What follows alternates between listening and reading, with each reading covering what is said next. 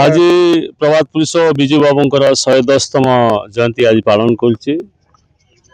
ग्रामांचल आरंभ कर दिल्ली पर्यंत विभिन्न स्तर विभिन्न जगार आज पालन करा प्रभात पुरुष विजु बाबू जड़े व्यक्ति नथिले से जड़े अनुष्ठान थिले तेणु से भली जड़े व्यक्ति जे कि प्रथम जड़े शिल्पपति परवर्ती समय राजनेता केंद्र मंत्री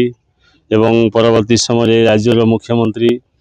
एवं द्वितीय थर पर मुख्यमंत्री 1990 मसीह से ही तेणु समय ओडिशार 13टा जिला को आम 30टा जिला रूपांतरित होती ग्रामांचल विकास जदि होती उचित सम्मान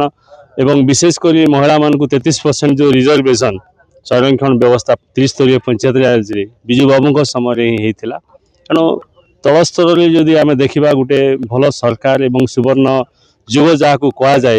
विजु बाबूंकर समय को तेणु से भली जड़े व्यक्ति को आज दिवस आदि श्रद्धासुमन अर्पण कर डिमांड विजु बाबू को भारत रत्न निश्चित भाव में केंद्र सरकार दवा कथा जयंती आम जिते संख्या जेहेतु आम प्रत्येक निर्वाचन मंडली आम कार्यक्रम रही सियाड़े नवरंगपुर अच्छी डाबुगाँ अच्छी चंदाहांडी जरिगा निर्वाचन मंडली अच्छी ये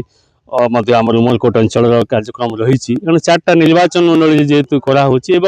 ये उमरकोट अंचल बुर्जार कार्यक्रम रही ये केवल स्टेचु फूलमाला देवार कार्यक्रम रही तेणु आमर जिते संख्यार जनसाधारण आमर कर्मकर्ता आसवा कथा से आसछन्ति।